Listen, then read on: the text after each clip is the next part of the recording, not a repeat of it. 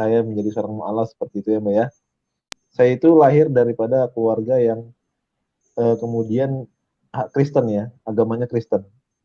Bahkan Kristennya itu Kristen HKBP, artinya Batak ya, lebih ke Batak. Jadi yang dikatakan oleh para pendeta ya Mbak ya, bahwa kalian itu kalau mau beriman kepada Yesus Kristus ataupun Trinitas, maka dahulukanlah iman itu dulu. Jangan dahulukan akal kalian, kata gitu. Kata mereka seperti itu. Bahkan saya nanya sama ibu saya, dan jawaban ibu saya, udah ikutin aja itu pendeta bagaimana kayak gitu. Imani aja ya. Memutuskan untuk menjadi ateis. Nah, ketika sudah menjadi ateis, Mbak Siti, bahwa alam semesta ini sangat besar sekali. Dan siapa yang buat ini semua? Kalau Yesus Kristus nggak mungkin. Saya mikirnya gitu, karena kan ketika saya belajar Islam. Ya, jadi banyak sekali ternyata memang alhamdulillah ya. Pilihan saya itu betul atas dasar kesadaran akal saya, Masya Allah. Akhirnya terbongkar semua ketika saya sudah memeluk agama Islam. Saya justru setelah Yesus bukan mengenal Yesus Tuhan itu pada waktu saya masih sebagai seorang pendeta, sebagai seorang gembala, justru dalam keadaan pas lagi sayang-sayangnya gitu loh sama Yesus. Nah itu yang pertama. Yang kedua, surat semisalnya, saya yakin nggak bisa. Kalau saya sih bukan cuman murtad, saya bakal membakar kitab suci Al-Quran.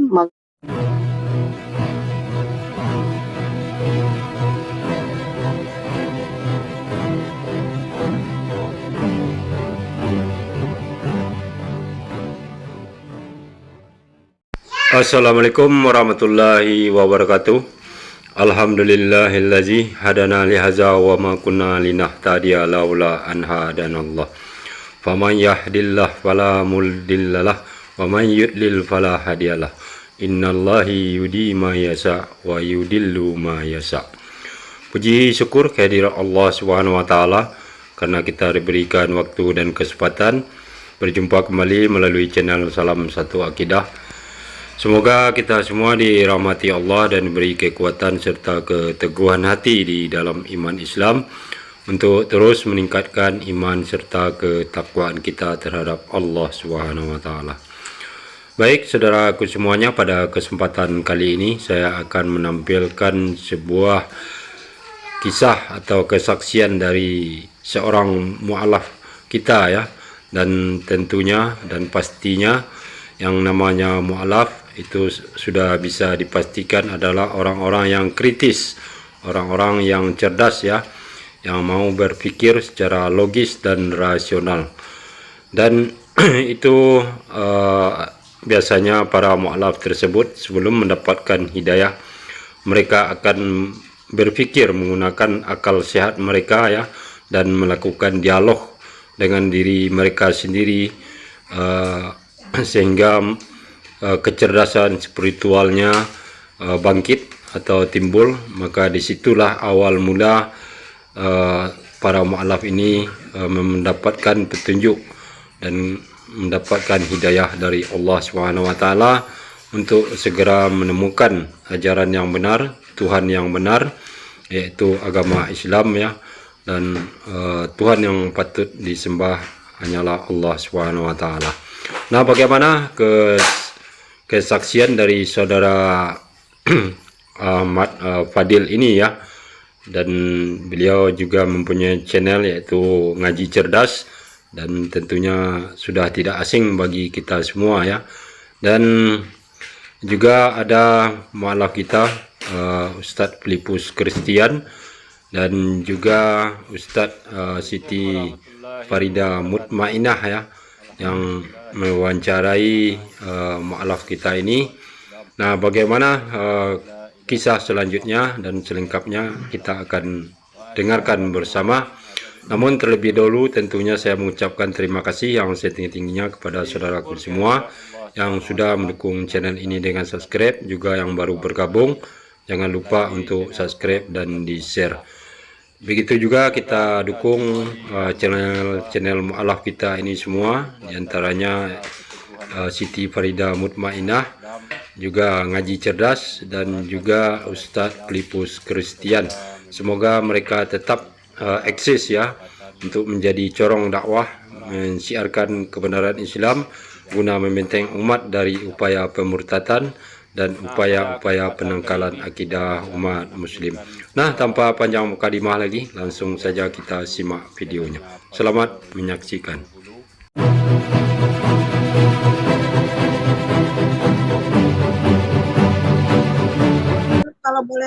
Kalau boleh tahu nih, ini kan saya dengar-dengar nih, kemarin waktu bincang-bincang saya ada ngobrol tuh sama istrinya Mas Adam Fatih, katanya mau alaf gitu. Jadi kita mau dengar nih di sini pemirsa si Farida Mutmainah channel mau dengar pengalamannya, ya kan? Jadi hidupnya Mas Adam Fatih gimana gitu sebelum menjadi seorang Muslim gitu loh. Bisa tolong diceritakan nggak ke pemirsa setia Siti Farida Mutmainah. Silakan Mas Adam. Oke. Bismillahirrahmanirrahim. Assalamualaikum warahmatullahi wabarakatuh. Alhamdulillah, teman-teman subscriber Mbak Siti Farida yang selalu dirahmati Allah Subhanahu wa taala. Puji syukur senantiasa kita panjatkan kepada Allah Subhanahu wa taala. Begitupun juga salawat serta salam kita haturkan kepada baginda Nabi besar Muhammad sallallahu alaihi wasallam. Sangat berbahagia ya, Masya Allah, bisa satu perbincangan dengan Mbak Siti ya. Padahal kemarin kita baru saja wawancara ya Mbak ya, Masya Allah. Iya. Ya, Masya Allah. Iya. Dan Allah pertemukan kembali. Dan insya Allah Mbak Farida kan pengen mengetahui ya bagaimana saya menjadi seorang mu'alaf seperti itu ya Mbak ya. Pertama-tama gini Mbak Siti, saya itu lahir daripada keluarga yang kemudian Kristen ya, agamanya Kristen. Bahkan Kristennya itu Kristen HKBP, artinya Batak ya, lebih ke Batak, jadi lebih aktif Protestan, di HKBP. Ya begitu. Jadi lebih Protestan bisa juga.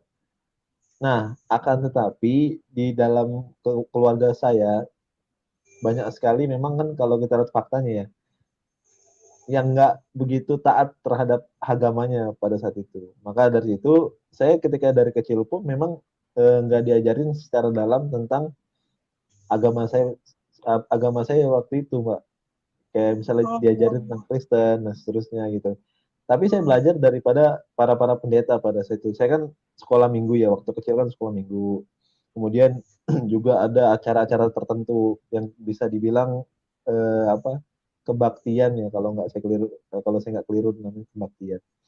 Nah di situ juga diajarin tentang bagaimana Tuhan itu dan seterusnya.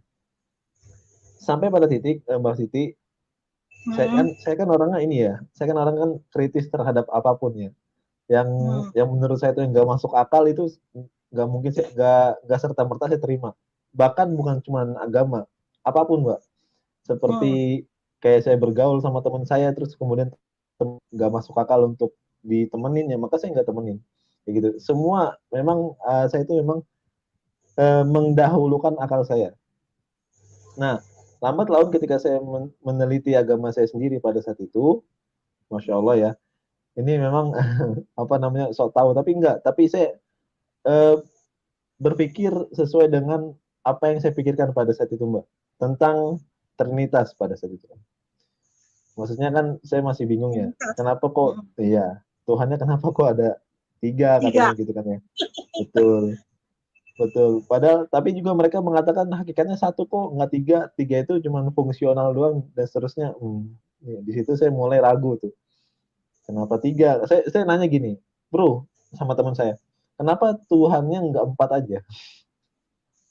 Kalau 4 kan lebih bagus, lebih bisa mengatur banyak hal gitu kan ya. Terus teman saya bilang gini, dan ini pun yang dikatakan oleh para pendeta ya Mbak ya, bahwa kalian itu kalau mau beriman kepada Yesus Kristus ataupun Trinitas, maka dahulukanlah iman itu dulu. Jangan dahulukan akal kalian, kata mereka seperti itu. Nah itulah yang saya dapatkan ketika belajar di dalam agama saya yang dulu Mbak.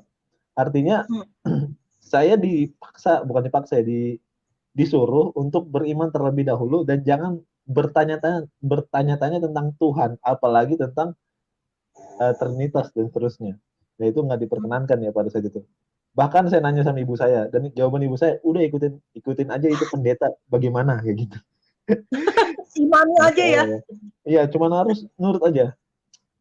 Oke, akhirnya di situ saya mulai merasa, nah ini kayaknya ada yang nggak beres nih dalam agama saya ini, ya, gitu kan. Tapi belum memutuskan untuk keluar.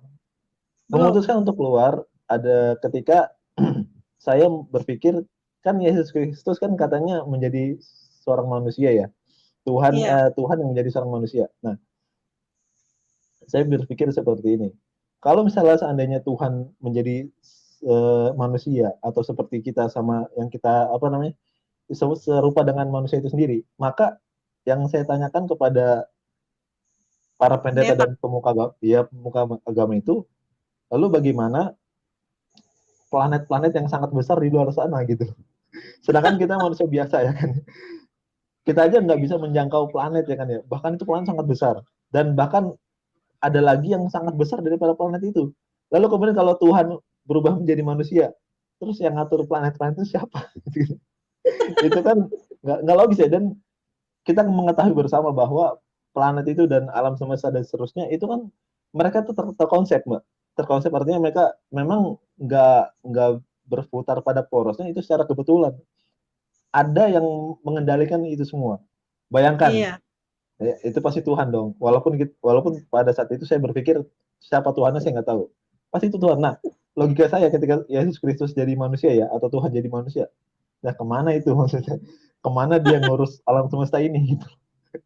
Ini bukan sebuah baik. Ini bukan sebuah menjelekan yang baik, tapi ini apa namanya pemikiran saya pada saat itu. Ketika saya bertanya tentang hal ini ke para pemuka agama pada saat itu, maka jawabannya adalah ya seperti tadi. Kamu itu mau jadi domba yang tersesat, kamu nanya begitu. Jadi domba tersesat. Ya, maksudnya kayak gitu. Saya aduh ya Allah. Bukan ya Allah ya. Aduh, gimana ini? Akhirnya ketika saya sudah nggak puas terhadap agama saya karena beberapa pertanyaan saya mungkin nggak terjawab secara puas, secara akal gitu kan ya, maka saya memutuskan untuk menjadi seorang ateis pada saat itu. Maksudnya saya nggak mau percaya ada Tuhan, kayak Tuhan bullshit ya. Tuhan itu umur berapa itu kadang? Umur berapa itu? Kelas 1 SMP, Mbak. SMP di kelas 1 kelas 2. Di mulai usia segitu saya mikir kayaknya Tuhan kayaknya nggak ada di bullshit ya. Bahkan tuh saya ajakin teman-teman saya, bro, udahlah kayaknya emang kita tuh nggak perlu Tuhan gitu. Nggak perlu Tuhan. Kenapa? Ya Tuhan nggak bisa terlihat, bro, dan nggak ada satupun Tuhan yang bikin akal kita puas gitu. Hatta bahkan Islam itu sendiri, karena saya dulu kan memandang Islam itu kan bukan Islamnya ya, tapi kaum musliminnya, artinya orangnya, oknumnya. Dan pada saat itu juga qadarullah juga Islam lagi di frame-nya yang jahat, Mbak, pada saat itu, Mbak. Kalau Mbak pernah dengar itu WTC, tragedi WTC 911 gitu kan ya. Oh iya. Nah, itu kan, yang di bumi itu ya. Betul. Itu Islam lagi jelek-jeleknya pada saat itu. Maksudnya muslimnya ya. Sehingga apapun yang saya lihat daripada seorang muslim ya kayaknya apalagi ke Islam gitu kan ya. Agama yang tenang aja kayak Kristen, Buddha aja saya nggak mau gitu kan. Apalagi Islam yang anarkis seperti itu gitu. Makanya saya nggak berpikir untuk bertuhan pada saat itu. Memutuskan untuk menjadi ateis. Nah, ketika sudah menjadi ateis, Mbak Siti, ternyata saya belajar kan ada pelajaran namanya biologi ya.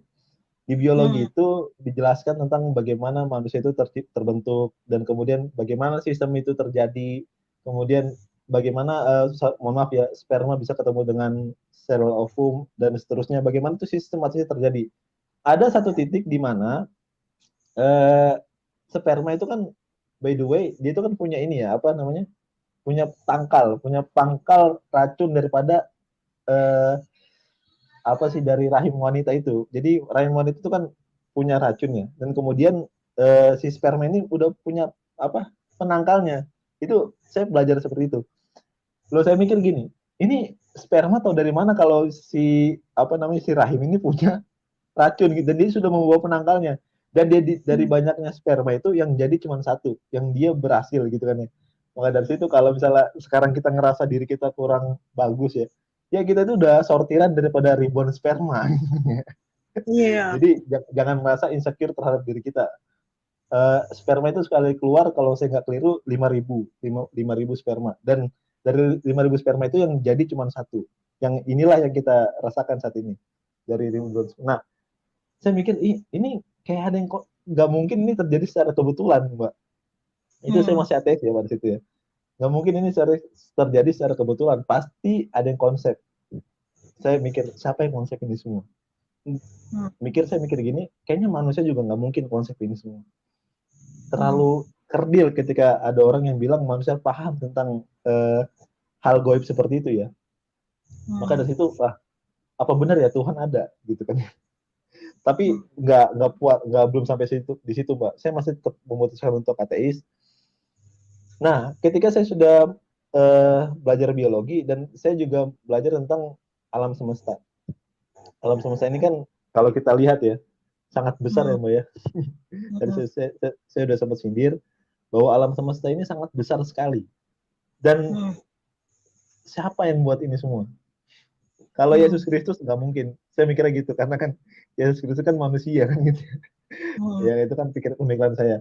Nggak mungkin dia membuat ini, dan Tuhan juga nggak masuk akal. Lalu who is the creator of the world? Saya mikir gitu. Siapa yang menciptakan ini semua? Dan ini terjadi secara dunia ini berputar dengan porosnya, dan itu nggak mungkin terjadi secara kebetulan, Mbak. Pasti ada konsep. Saya mikir begitu. Akhirnya saya mikir, pasti kayaknya Tuhan ada kalau begini. Karena terlalu sempit akal saya ketika menyimpulkan Tuhan nggak ada dengan secara sains, Mbak, dengan secara ilmiah. Karena banyak sekali hal-hal yang kemudian di luar daripada ilmiah, seperti tadi sperma, ketemu sel ovum dan seterusnya, kemudian juga alam semesta. Lalu kemudian kehidupan ini dari mana awalnya? Saya mikir begitu. Akhirnya dari ateis menjadi seorang agnostik. Ini Masya Allah. Jadi gitu ya. Jadi memang awal saya itu memang fasenya ya. Ya, ada fasenya, Mbak. Ada fasenya. Dari seorang yang tidak bagaimana? Bentar Mas Adam, kita sambut dulu nih, ada Pak Ustadz Evangelis Filipus Christian. Oh iya, Masya Allah. Salam kenal.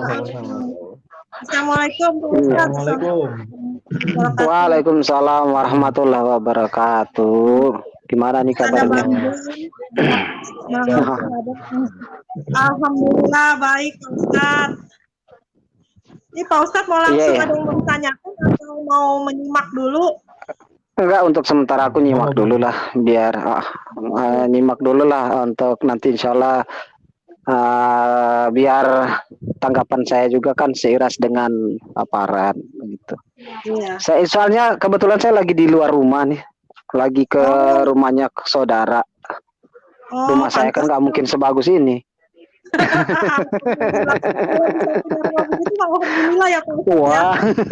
Wah, nanti bener dong kata Oten, aku tuh Islam karena harta. Wah, bener tuh dia mentereng. Alhamdulillah aku nggak seperti ini. Kok miskin? Alhamdulillah. Iya, nggak ada fitnah. Fitnah apaan? Coba makan aja belum tentu. Siang makan malam iya.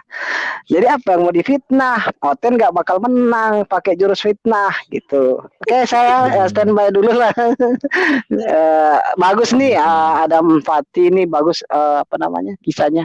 Saya nonton dulu lama-lama, saya nonton lama-lama baru saya komen. Iya, saya ikuti dari tadi. Iya, udah saya standby dulu lah, pokoknya ngikutin dulu. Nanti sebentar saya masuk lagi. Saya komentar. Ya, silakan. Oke.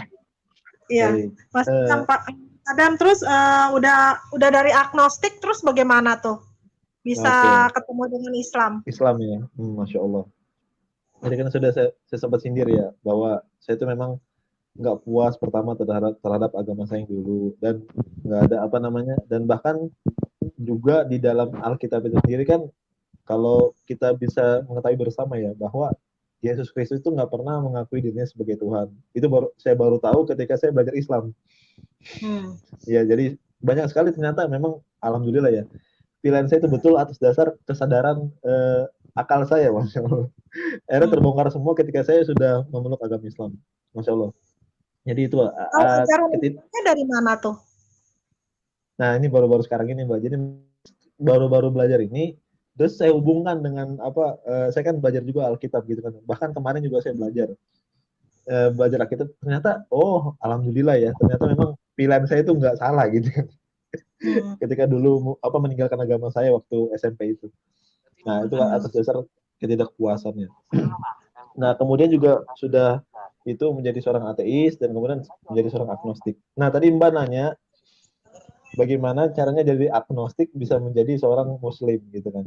Ya, memang jujur ya Mbak ya, kalau misalnya dikatakan bahwa sebenarnya kalau kita mau fair gitu, sebenarnya orang ateis itu dia tuh sebenarnya setengah syahadat. Jadi masih mempertanyakan Tuhan gitu kan ya. Makanya kan syahadat sendiri kan artinya la ilaha illallah Muhammadur Rasulullah. Nah, kalau orang ateis cuma la ilaha, nggak ada Tuhan gitu kan ya. Iya, la ilaha benar. Cuma setengah doang. Makanya saya bilang orang ateis itu setengah syahadat.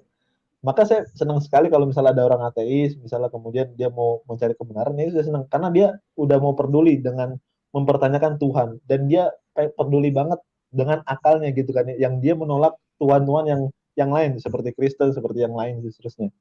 Sebenarnya tinggal sedikit lagi, ilaha illallah gitu aja. Makanya setengah syahadat. Nah, dari agnostik, Mbak Siti, saya juga kan tadi kan udah sempat saya singgung ya bahwa kehidupan, alam semesta, dan manusia itu nggak mungkin terjadi secara kebetulan. Bahkan pakar ilmuwan namanya tuh Roger Penrose, dia pakar ilmuwan matematikawan. Dia pernah mengatakan begini, Mbak. Kemungkinan alam semesta ini terjadi secara kebetulan itu 1/10 pangkat 10 pangkat 123. Artinya sama dengan ya kalau misalnya dikalkulasin adalah more than impossible. Artinya lebih dari tidak mungkin kalau semua ini terjadi secara kebetulan. Maka pasti ada yang menciptakan ini semua. Maka saya mikir, wah pasti ada Tuhan. Oke, sekarang pertanyaan saya, Tuhannya siapa? Kalau misalnya saya lihat di dalam agama saya yang dulu, Kristen, kayaknya udah nggak mungkin. Saya udah nggak puas dengan dengan ajarannya dan seterusnya. Lalu kemudian kalau saya lihat di Buddha misalnya, apalagi gitu kan, Tuhannya dibersihin. Jadi kita merawat Tuhan ya. Seperti yang Ko Hasan bilang, kalau di Buddha itu seperti kita merawat Tuhan gitu. Iya, jadi Tuhan nggak merawat. Iya, kayak gitu. Terus baik. Apalagi agama-agama yang kemudian yang lainnya gitu kan. Itu udah nggak masuk akal saya. Nah, bagaimana dengan Islam? Pada saat itu saya mikir Islam kan jelek ya. Tapi alhamdulillah, Masya Allah, ketika saya peduli dengan akal saya dan menuntun saya kepada pengen tahu tentang Islam itu, maka saya datangi seorang ustadz. Saya juga mendatangi seorang ustadz. Kemudian ustadz ini mengajarkan kepada saya atau bersharing ya kepada saya gitu. Sebenarnya antum itu udah luar biasa gitu. Udah mau agnostik itu udah luar biasa. Dari Kristen ke agnostik itu luar biasa, kata gitu. Kenapa? Karena jarang sekali orang yang kemudian mau untuk mengikuti akal pemikirannya. Kan kita tahu ya, orang Kristen itu kan dia nggak mau untuk meninggalkan agama karena faktor-faktor tertentu. Bahkan faktor gengsi juga ada gitu kan ya. Takut dibully atau apalagi. Ya begitulah dogma-dogmanya disebarkan di gereja-gereja. Antum itu udah keren kata Ustadz itu. Nah, sekarang mari kita bedah Al-Quran. Maksudnya gitu. Nah, itulah Al-Quran yang saya lihat. Ternyata Masya Allah, di dalam Al-Quran, pertanyaan-pertanyaan saya yang dulu itu, yang kemudian tentang dunia, alam semesta, dan kehidupan, itu semua terjawab oleh Al-Quran. Masya Allah. Ada satu ayat yang kemudian menjelaskan Al-Baqarah ayat pertama, ayat kedua ya. Dzalikal kitabu la raiba fi. Di dalam Al-Quran ini, tidak ada yang ragu sedikit pun. Jadi kita sepakati ya. Kata saya gini, ini kalau ini kalau buatan manusia ini nggak mungkin. Pasti kalau buatan manusia pasti bisa salah kan gitu. Tapi kata Ustadz itu enggak, ini bukan buatan manusia. Ini buatan Allah. Maksudnya ini kalam Allah Subhanahu wa taala. Baik, kalau begitu kata Ustadznya, maka kalau Anda masih ragu kata Ustadznya gitu. Ya saya bilang ya masih, karena saya kan masih mempertanyakan ya kan gitu ya. Terus kemudian Ustadz itu menjelaskan tentang ayat yang lain dalam surat yang sama. Ustadz itu menjelaskan wa in kuntum fi raibim mimma nazzalna ala abdina fa'tu bi suratin misli. Masya Allah. Kata Allah Subhanahu wa taala dalam Al-Qur'an bahwa jika kalian masih ragu terhadap Al-Quran yang saya turunkan kepada hamba saya Muhammad, kata Allah gitu, saya yakin nggak bisa. Wah, betul. Masya Allah. Saya di situ, wah bener nih, ini gak ada yang buat satu Al-Quran semisalnya, nggak ada. Satu ayat juga nggak ada, satu surat juga nggak ada. Kata Ustaznya nggak ada.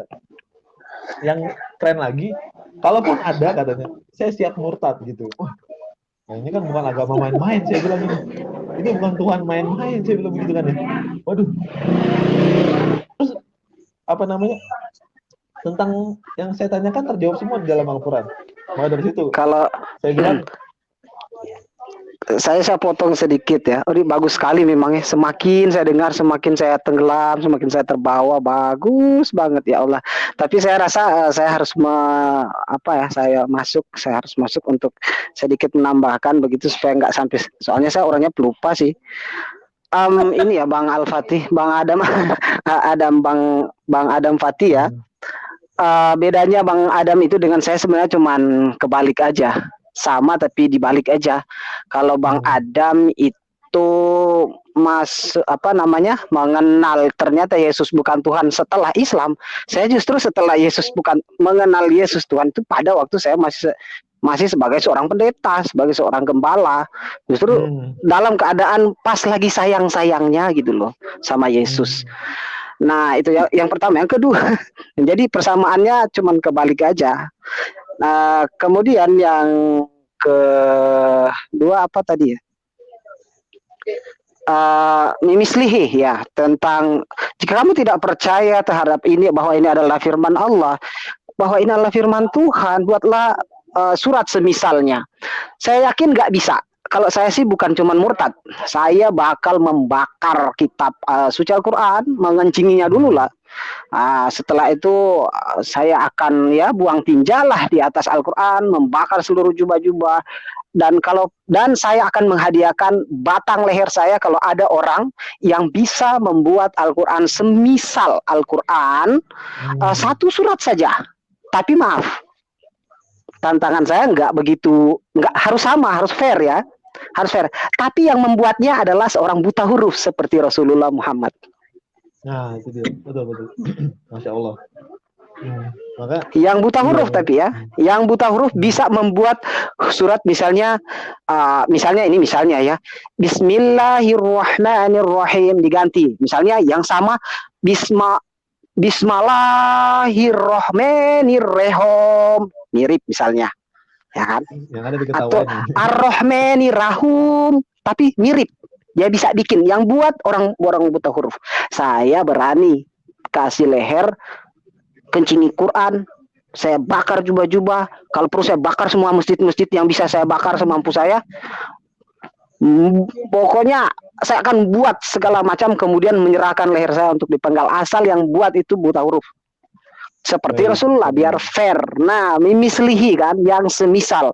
Kalau mungkin orang yang pintar, Yahudi, mungkin bisa mengarang, atau orang pakar bahasa Arab, mungkin bisa mengarang itu mungkin ya, walau nggak misal banget, tapi ya ada misal-misalnya, mungkin ada yang bisa mengarang. Tapi perlu digarisbawahi bahwa yang membuat itu adalah orang buta huruf. Seperti Rasulullah, sebab Rasulullah dari 114 surat, dari 30 juz, ya 6.600-an ayat, nih yang ngarang ini kan karangan kan. Ya oke, kita ikuti aja kan.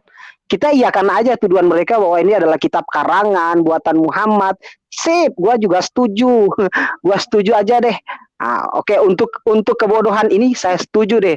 Masalahnya Muhammad itu buta huruf, bro. Lu mikir pakai otak nggak, orang buta huruf bisa nggak nulis ribuan huruf? Terus ditulis di saat dia hidup, dikoreksi oleh para sahabat, dan dikoreksi oleh dia sendiri saat orang menghatamkannya dalam sholat. Berkali-kali para sahabat menghatamkannya dalam sholat, Rasulullah masih di situ. Waktu Rasulullah masih hidup ada 70.000 yang dibunuh, tapi masih ada ribuan lagi yang belum dibunuh. Ya. Ada hafiz Quran yang dibunuh, tetapi masih ada ribuan lagi yang bisa dibunuh. Dari ribuan hafiz Quran itu, nggak pernah satupun yang mengimami Rasulullah semasa hidup. Ya, artinya Rasulullah selalu menjadi imam. Berarti yang ribuan hafiz Al-Quran tadi di belakang tadi, mereka kan berhak mengoreksi kesalahan imam jika salah baca. Pernah nggak dapat riwayat Rasulullah salah baca?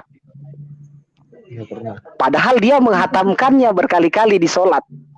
Nah, jadi karena Rasulullah menuliskan 6.600-an ayat dalam keadaan ummi, dalam keadaan buta huruf, maka saya minta satu surat saja, seorang buta huruf menulis mengarangnya. Jangan tulis deh, kalau nggak bisa tulis kan nggak mungkin.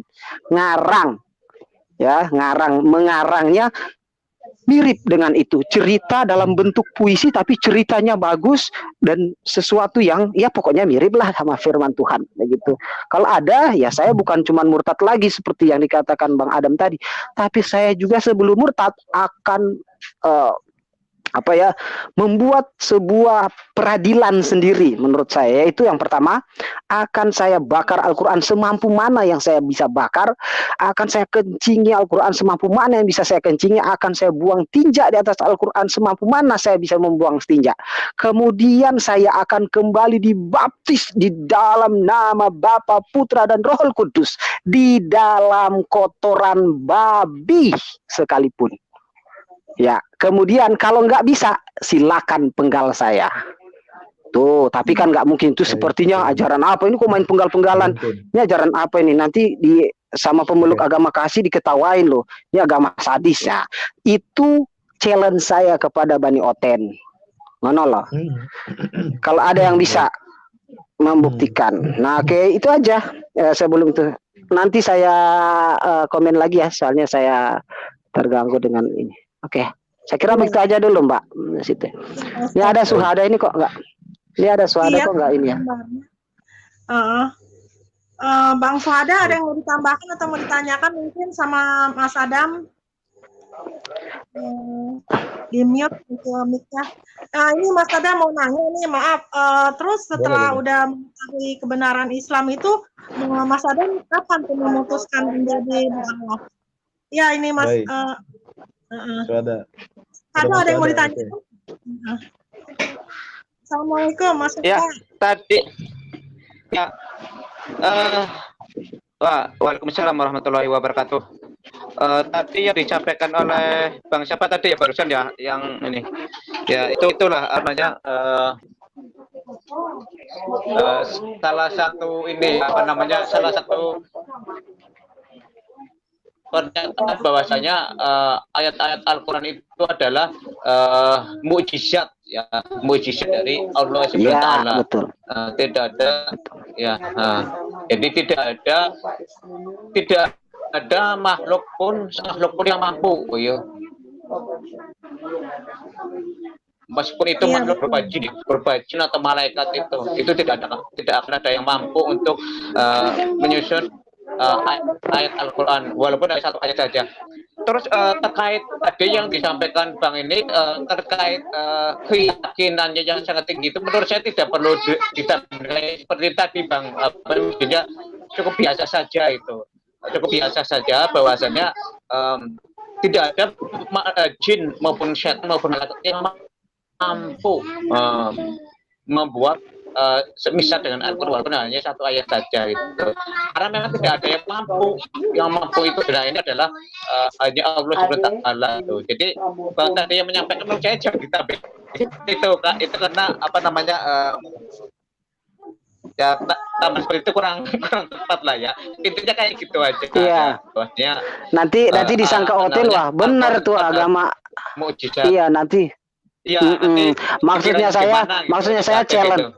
Gitu. Iya, nanti makanya kan di ujung perkataan saya katakan nanti Bani Oten menganggap bahwa ini agama sadis kok, challenge-nya ngeri banget ya begitu.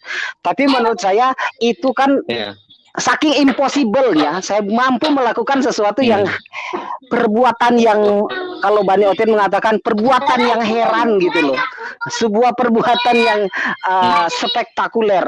Segitunya saya bisa garansi begitu. Tapi nggak mungkin lah sampai segitu. Karena saking yakinnya, ya karena kan kalau orang berbicara tentang keyakinan tanpa perbuatan, biasanya orang tuh omdoh pasti playing victim atau apalah. Nah, kalau saya mau membuktikannya secara fisik begitu. Karena kan mereka kan karena Tuhannya udah fisik, keyakinannya udah fisik, kitabnya juga fisik. Maksudnya fisiknya gimana? Ya, kitab mereka itu cuman fisik. Kenapa saya katakan kitab mereka fisik? Seandainya tinggal ada 2 Al-Qur'an kitab suci di dunia, Al-Qur'an tinggal 1, terus Bible tinggal 1 di dunia ini, dibakar dua-duanya. Wah, ekstrim lagi nih Bang Suada ya. Dibakar dua-duanya. Apa namanya? Alkitab tidak bisa diselamatkan lagi sebagai sebuah pedoman sebuah agama. Kenapa? Satu pun pendeta nggak ada yang hafal Alkitab. Jangankan dari Kejadian sampai Maleaki, dari Matius sampai Wahyu. Jangankan 66 kitab. 1 lembar saja kalau ada pendeta yang hafal 1 lembar loh. 1 lembar berarti 2 halaman. Yang hafal tidak meleset titik, koma, tanda seru, tanda bacanya tidak meleset. Nah, saya berani salto belakang deh. Kasih saya hadiah live salto belakang Filipus Christian untuk menghormati orang yang bisa hafal 2 lembar. Nggak ada, saya yakin. Jadi Alkitab setelah dibakar, yang satu-satunya dibakar, selesai sudah Oten di muka bumi ini. Tapi Al-Quran mau dibakar, mau dipijak, mau dibuang sekalipun, ribuan bahkan jutaan. Pondok pesantren saya ada 7.000 hafiz Al-Quran. Belum lagi nggak tahu tahun ini, saya nggak tahu tahun ini. Silakan ke Pondok Pesantren Sirajul Mukhlasin Magelang, ada di Secang.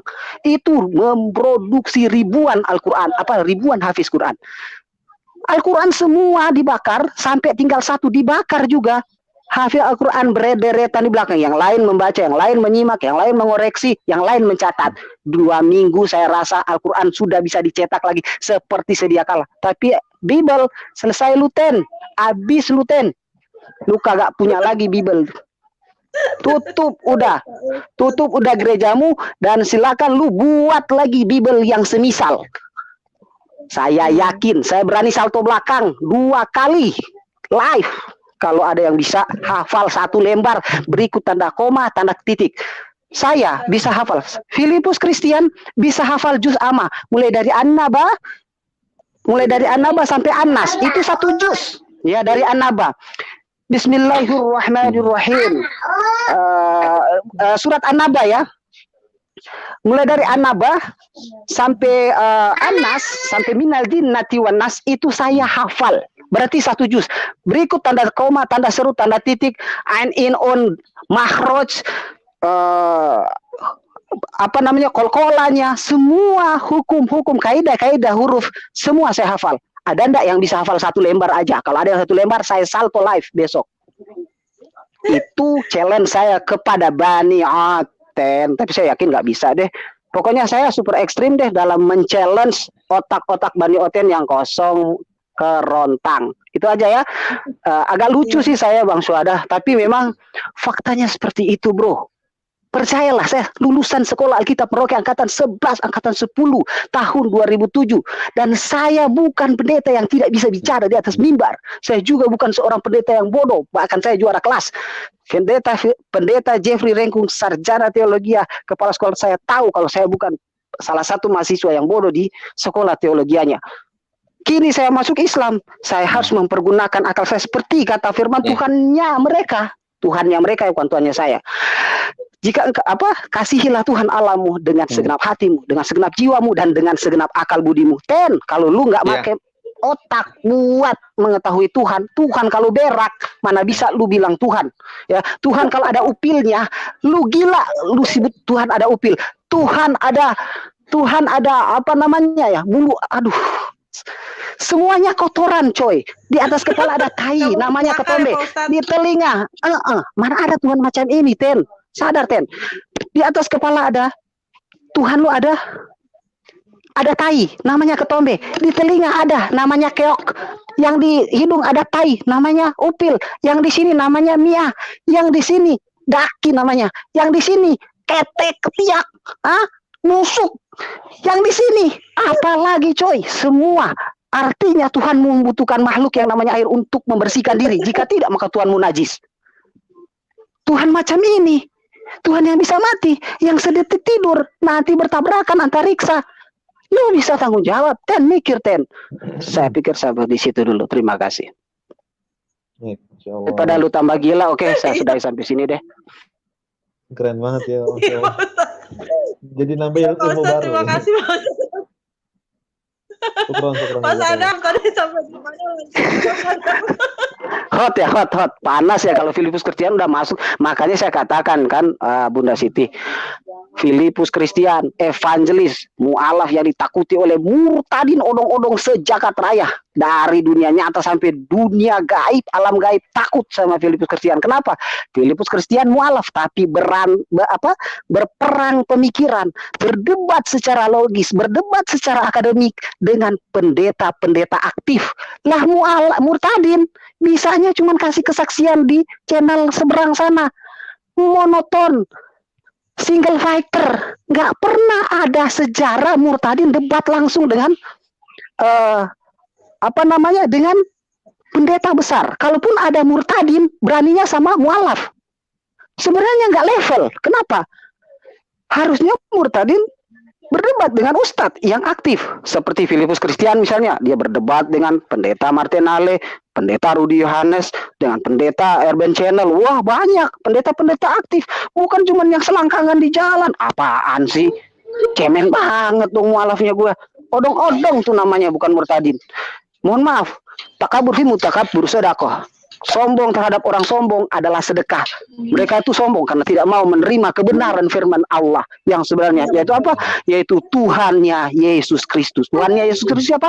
Allah Subhanahu wa taala. Orang yang sombong adalah tidak mau menerima kebenaran. Bagi saya begitu ya. Daripada tambah gila, udah deh yang lainnya dulu bicara.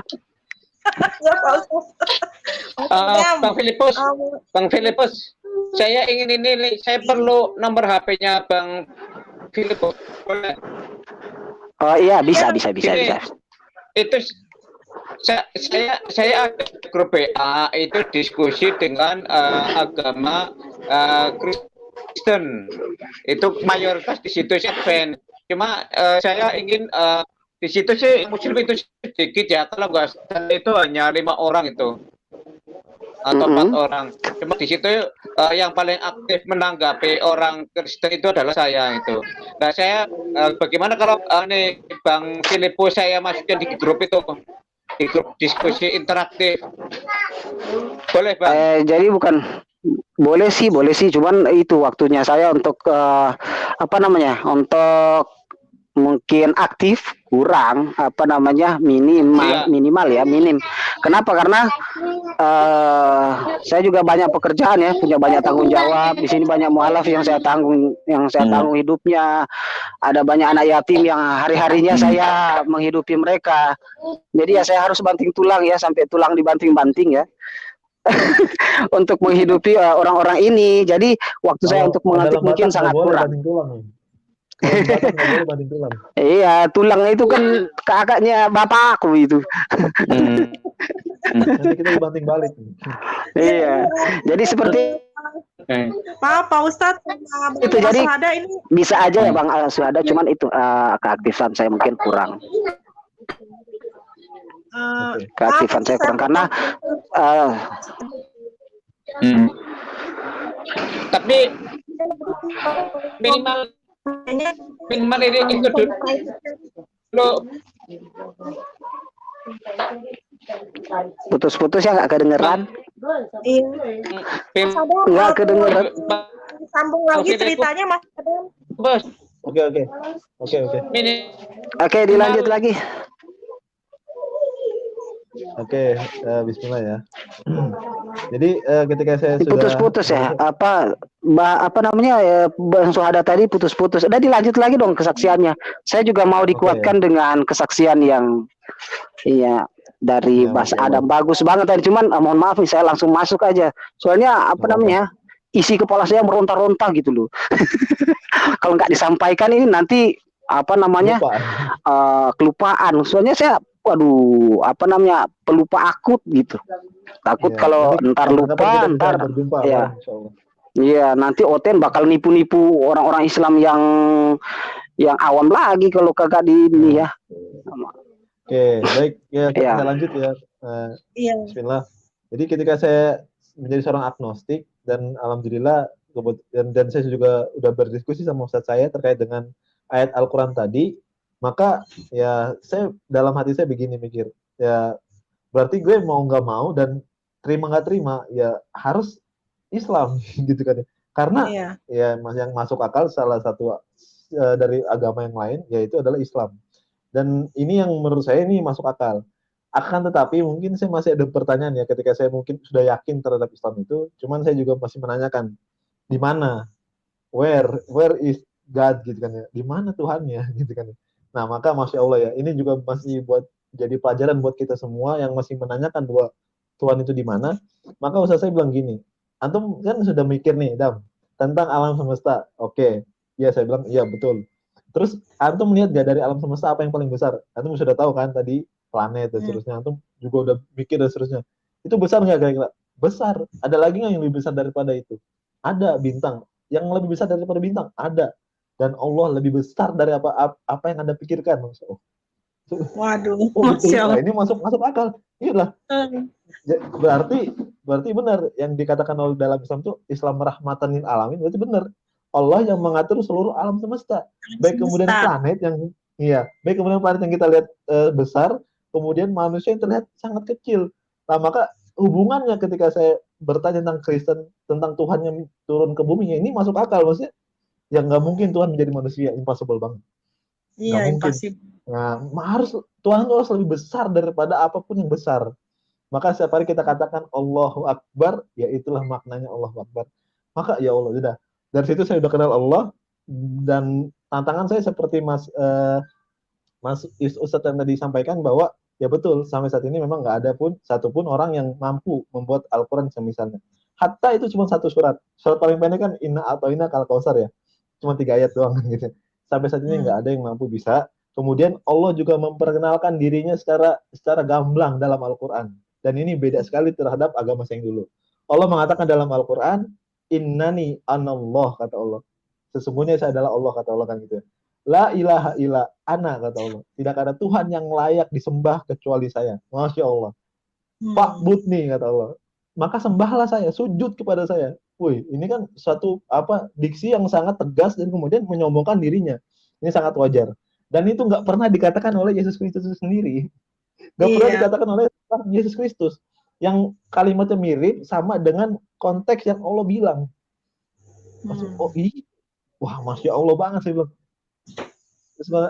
Dan Allah menyuruhkan fa'budni aqimi sholata li dzikri. Gitu.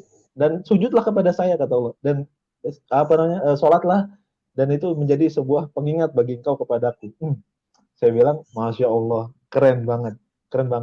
Ya Allah, akhirnya dalam sujud saya Mbak Siti, ketika saya pertama kali bersyahadat, terus kemudian saya sholat waktu itu, sholat saya lupa sholat apa, asar kalau saya nggak keliru.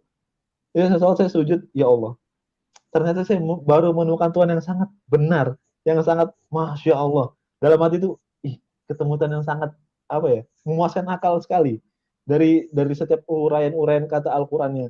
Bahkan Al-Qur'an itu secara sempurna tertata dengan rapi. Bahkan kalau misalnya ada sesuatu yang berubah dalam Al-Qur'an, berarti berubah juga maknanya. Dan itu sesuatu yang sangat luar biasa. Mukjizat dalam Al-Qur'an itu sebuah yang relate terhadap hidup yang nyata, bagi saya seperti itu. Bahkan ketika saya baca lagi Al-Qur'an, bahwa Al-Qur'an juga faktanya ada di dunia nyata, seperti yang kita sudah mengetahui bersama bahwa air tawar dan air asin tidak bersatu dan seterusnya. Kemudian, mohon maaf. Kemudian juga di dalam agama saya yang dulu atau Kristen itu tidak pernah mengajarkan kepada jemaatnya gitu, ataupun orang Kristen itu sendiri nggak pernah diajarkan untuk bagaimana cara hidup yang benar dari kemudian bangun tidur sampai tidur lagi. Itu kan nggak pernah secara detail itu diajarkan dalam agama Kristen, Pak. hatta bahkan sampai sistem pergaulannya nggak pernah diajarkan dalam Kristen secara detail. Kemudian juga nggak pernah juga diajarkan tentang sosial seperti apa, pendidikan, budaya, apalagi ekonomi, bernegara, nggak ada dalam agama Kristen. Agama Kristen nggak pernah ngajarin tentang bagaimana caranya bernegara. Tapi Islam, masya Allah, sangat lengkap, lengkap banget. The power of rules gitu kan ya. Karena Islam itu ya aturannya sangat sempurna dan paripurna. Maka dari situ kan kita mengetahui ya bahwa Islam itu kan mengatur ya Mbak ya. Dari Mbak tidur, ya dari Mbak tidur, kemudian juga dari Mbak bangun lagi, dari Mbak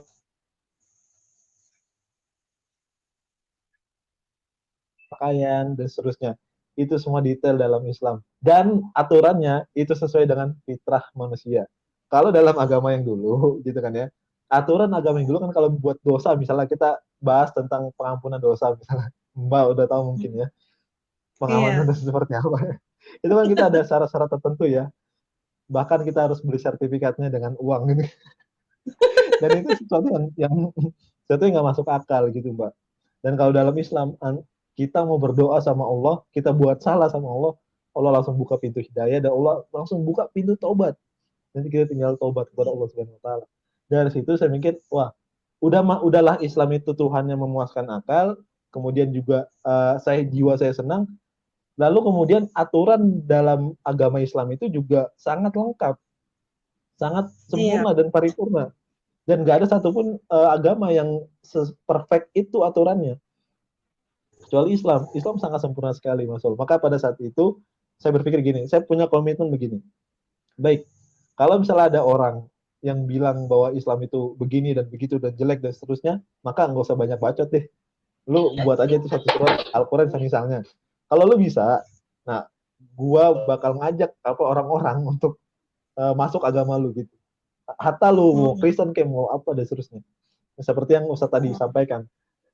Bahkan juga kalau misalnya ada aturan yang sangat lengkap selain daripada Islam, mungkin saya juga bisa keluar. Tapi nyatanya nggak ada. Masya Allah.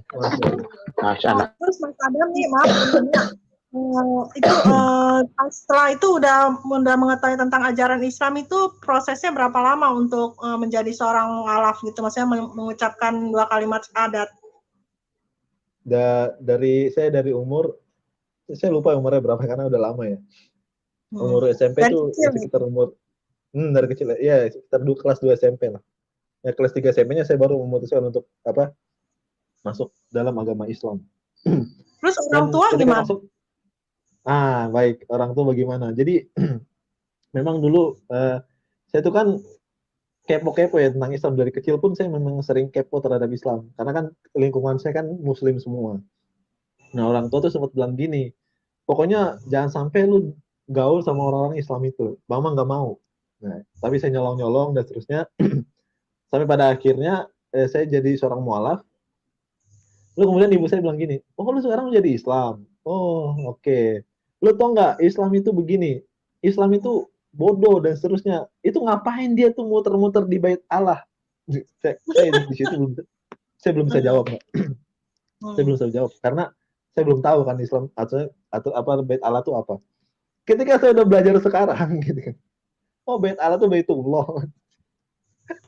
Saya langsung ketika saya tahu tentang Baitullah, langsung saya samperin ibu saya. Mak, mama yang bilang itu, mama salah, itu bukan bait Allah, itu Baitullah. Ya sama aja sih gitu. Artinya gitulah, ada perdebatan. Bahkan saya juga sempat sampai diusir dan seterusnya. Saya juga nggak dianggap sebagai anak gitu kan ya. Ya itu udah biasa bagi seorang mualaf. Tapi ketika saya sudah mengenal Islam, Mbak Siti, secara dalam ya, secara menyeluruh, maka akhlak saya itu otomatis berubah.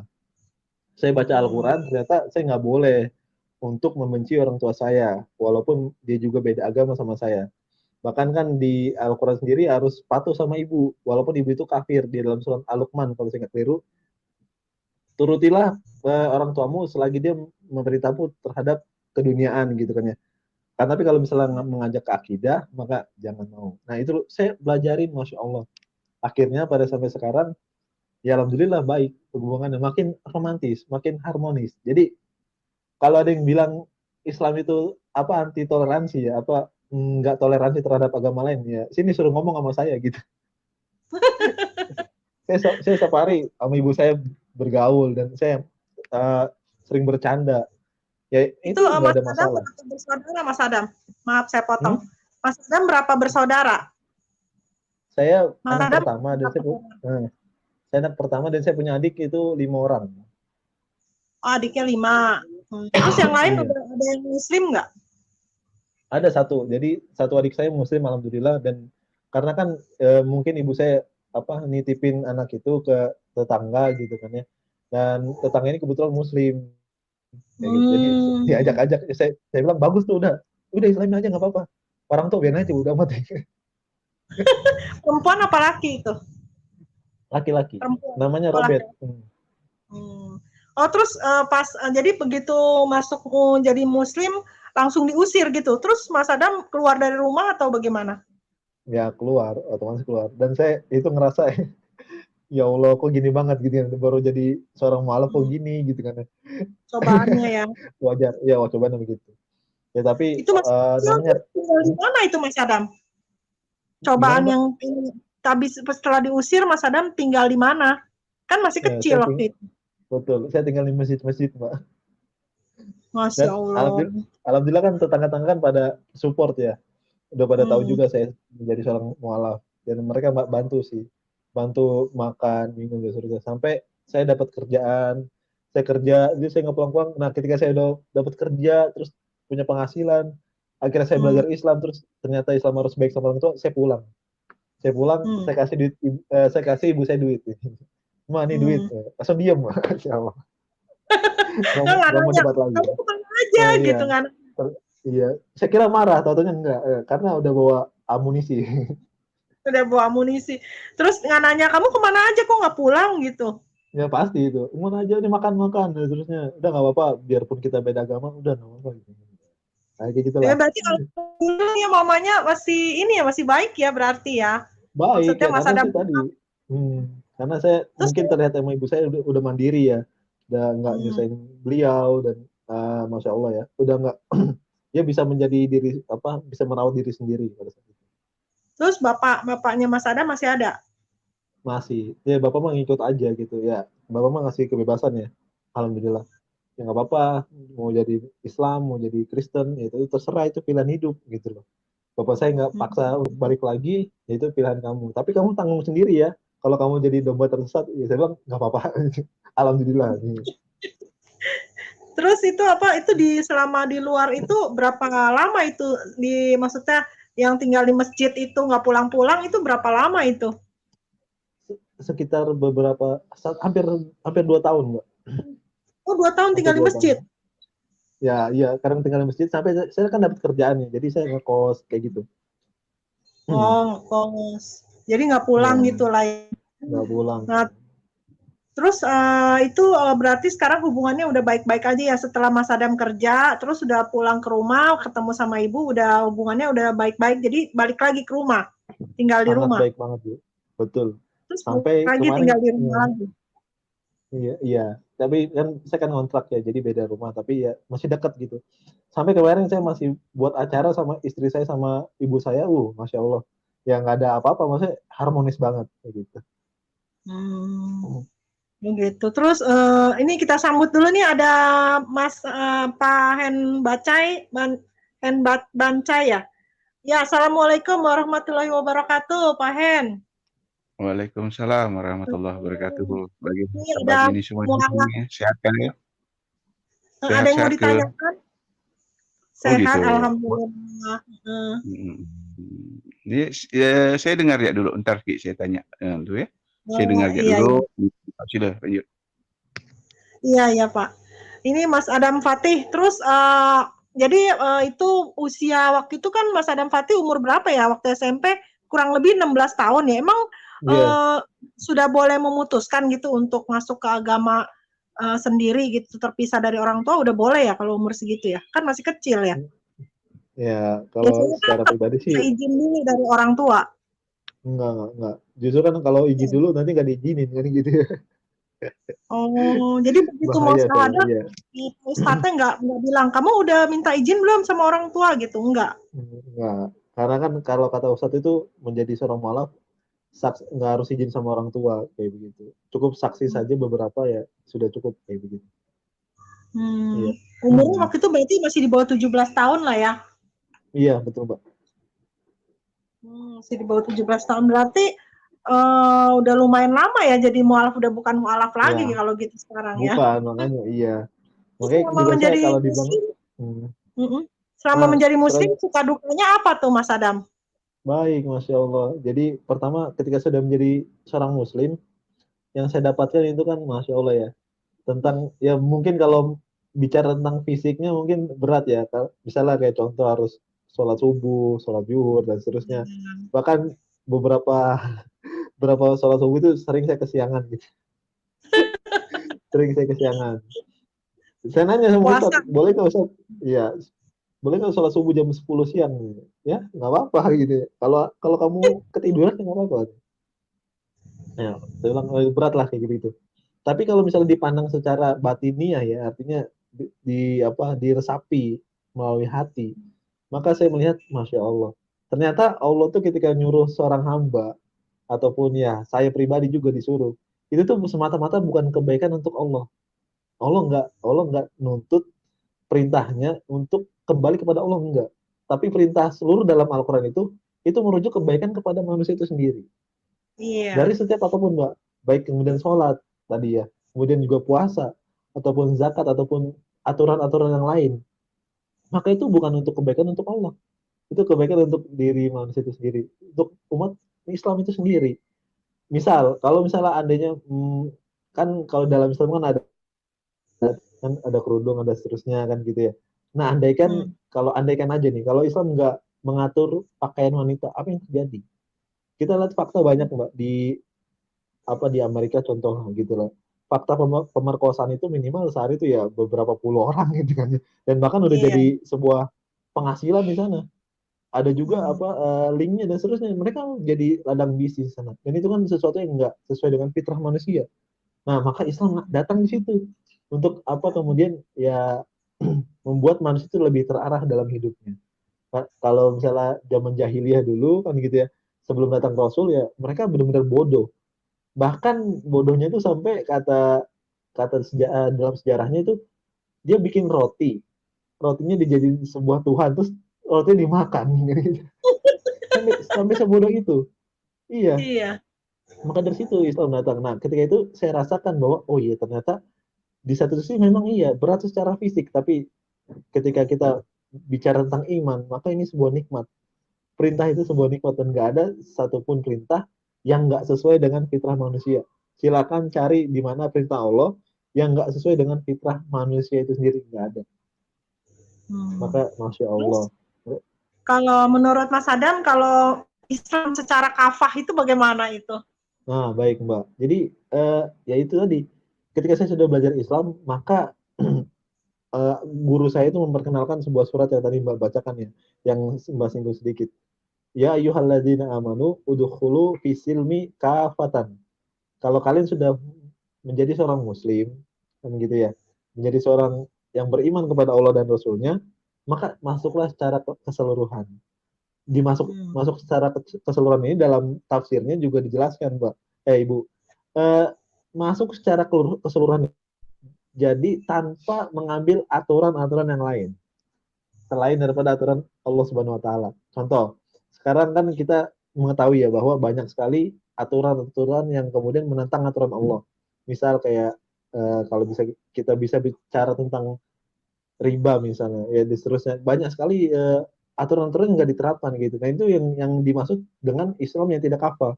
Artinya dia tidak menerapkan Islam itu secara keseluruhan dalam dirinya, kan gitu ya. Kan Islam itu kan nggak cuma mengatur diri manusia itu sendiri, Ibu. Dan Islam itu juga mengatur bagaimana bermasyarakat. Kemudian juga bahkan sampai negara juga diatur sama Islam. Semua itu ada aturannya. Tapi memang kebanyakan orang yang kemudian mengikuti langkah-langkah syaiton. Jadi maklum kalau misalnya kita lihat banyak sekali kaum muslimin yang dimana mereka memang muslim. tapi mengambil kalau memang kita nggak bilang aturan ya, tapi ide lah. Nah, masih mengambil ide-ide ala-ala orang-orang kafir, kayak begitu. Banyak sekali, Mbak. Nah, itulah orang-orang yang kemudian belum mengenal Islam secara kafah.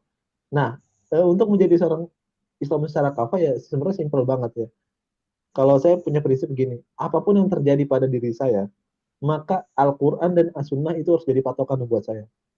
Baik itu nanti keadaannya buruk, baik itu keadaannya baik, bodo amat. Yang penting gimana Allah nyuruh nggak nih kayak begini. Kalau nggak nyuruh ya udah enggak. Tapi kalau Allah nyuruh ya ayo lakuin. Tapi kalau Allah nggak nyuruh enggak.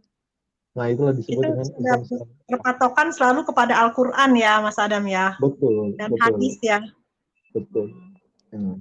Ya, terus betul, jadi Mas Adam juga sebenarnya pengalaman yang paling pahit gitu dalam hidup cuman yang waktu diusir dari rumah aja atau ada lagi yang lain gitu?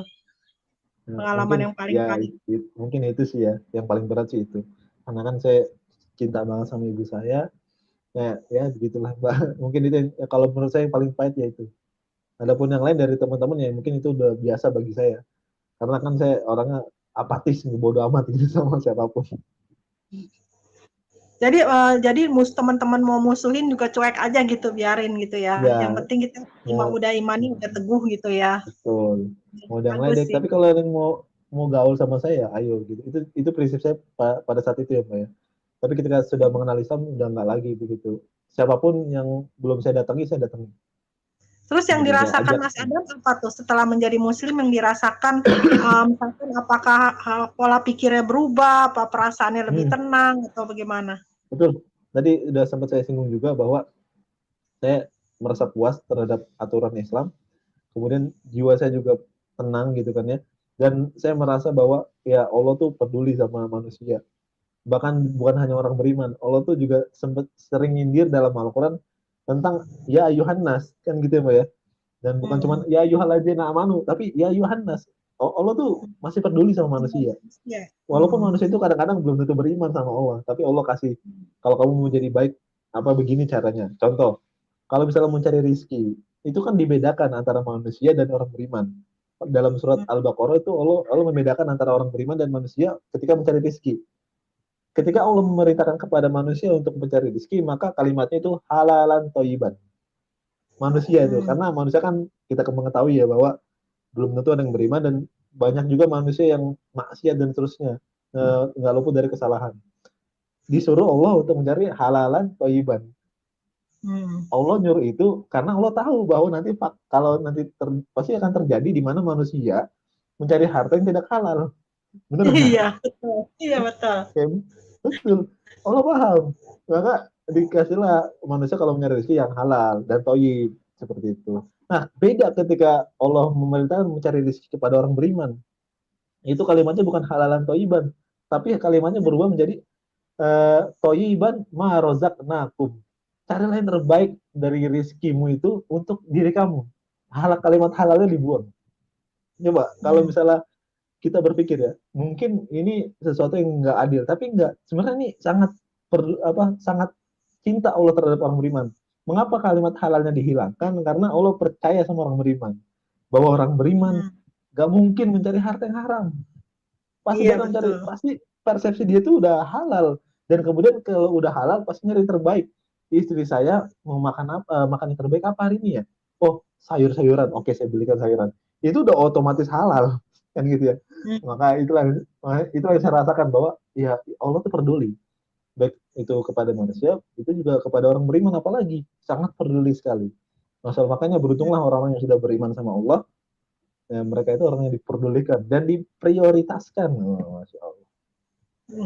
Ya, ini ada tamu lagi nih, kita sambut dulu. Ada Aki Abu Hanif. Assalamualaikum warahmatullahi wabarakatuh. Waalaikumsalam warahmatullahi wabarakatuh. Ada yang mau ditanyakan atau ditambahkan? Enggak ya, Mas Adam, nyimak aja. Nyimak aja. Bu Siti, mau sedikit Bu Siti. Sebentar lagi saya mau ada mau ada meeting sama sama cerdas, jadi ini bisa ya. Ya itu sekali. Ini untuk penutup ada yang mau ditambahkan nggak untuk Aki Henbancai dengan Aki Abu Hanif, ada yang mau ditambahkan sebelum mau closing? Soalnya ini Mas Adamnya katanya ada acara lagi katanya.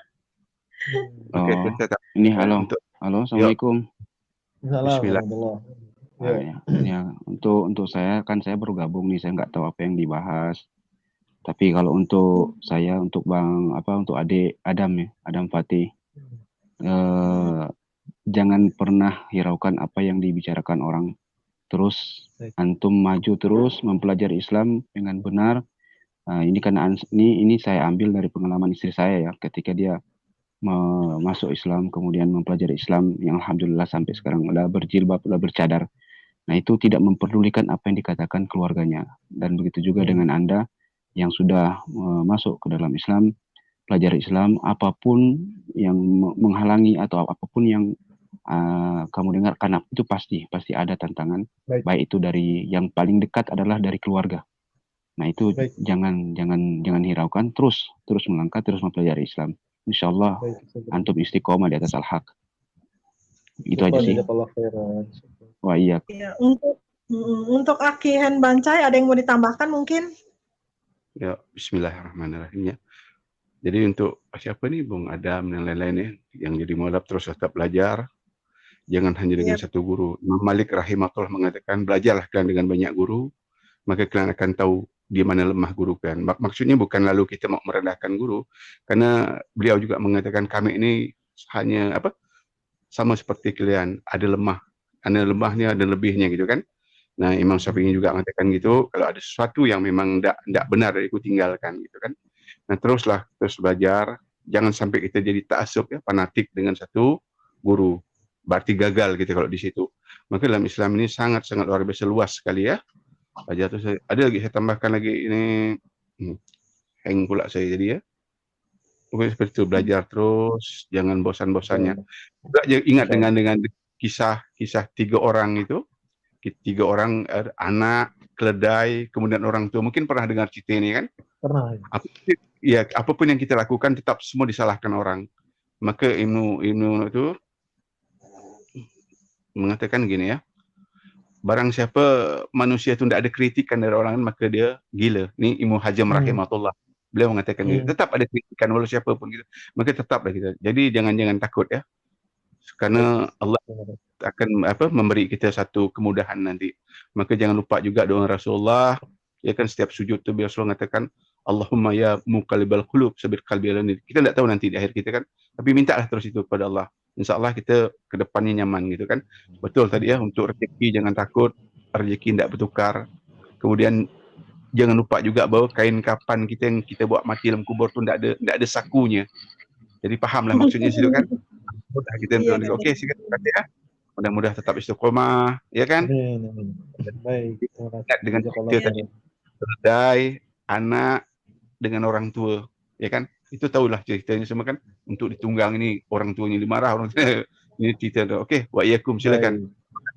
Iya, barakallahu fikum ya Aki Abu Hanif dan Aki Henbancai. Syukron. Iya, barakallahu. Mas Adam Fatih, ada yang mau disampaikan pesan-pesan untuk para mu'alaf atau untuk para muslimin dan muslimah? Baik, pesan terakhir adalah ya, apapun keadaan kita, ini bukan sebuah nasihat tetapi ini pengingat buat diri saya pribadi. Apapun keadaan kita pada saat ini ataupun nanti ataupun setelahnya dan seterusnya, maka pegang teguhlah terhadap Islam itu sendiri. Jadi ya, jadikanlah Islam itu sebagai jalan hidup, sebagai untuk pilihan, sebagai pegangan hidup, begitu. Artinya apapun yang kita lakukan harus berpegang teguh terhadap aturan Islam dalam keadaan apapun dan bagaimanapun itu seperti itu, sehingga itu juga bisa mengistiqomahkan kita bersama. Kalau kita sudah cinta sama aturan Islam itu sendiri, maka ya otomatis kita udah cinta sama yang membuat aturan itu. Jadi pesan saya seperti itu, jangan putus asa ya, seperti tadi yang udah Ustadz sampaikan, Masya Allah, Mungkin itu saja Mbak yang bisa saya sampaikan untuk Iya. pesan terakhir. Iya, terima kasih Mas Adam Fatih atas kehadirannya dan juga untuk ya, Abu Hanif dan Akihan Bancai dan juga untuk Pak Ustadz Filipus yang sudah pergi tadi katanya ada urusan dia keluar dulu dari ini dari stream katanya. Nah, demikianlah saudaraku semuanya, kita sudah dengarkan ya bagaimana cerita dan kisah dari seorang Ahmad Fatih, yaitu mu'alaf cerdas ya, dan begitu juga Ustadz Filipus Christian dan Siti Farida Mutmainah. Ketiga orang ini adalah para mu'alaf dan mu'alafah yang cerdas ya, yang selalu berpikiran kritis terhadap hal apa saja, terutama di dalam menentukan Tuhan dan ajaran agama. Mereka akan selalu kritis terhadap ajaran tersebut, apakah dapat diterima oleh akal pikiran secara logika, akal sehat ya, dan itu sudah bisa dipastikan. Dan kemudian tentunya kita berdoa untuk para mu'alaf kita ini untuk terus menjaga keimanan serta ketakwaannya dan terus istiqomah dalam menjalankan segala ibadah di dalam Islam.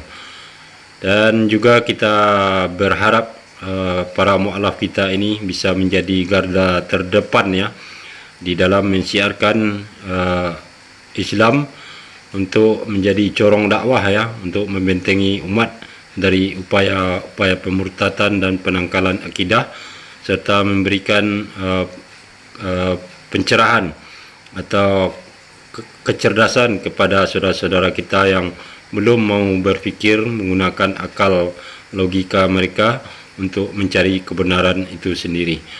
Nah, demikianlah saudaraku semuanya, mudah-mudahan video ini bisa menjadi inspirasi bagi saudara-saudara kita yang belum mendapatkan hidayah ya. Dan akhir kalam, tidak ada gading yang tidak retak. Kalau ada kesalahan itu murni dari saya, kebenaran hakiki milik Allah Subhanahu wa taala. Terima kasih.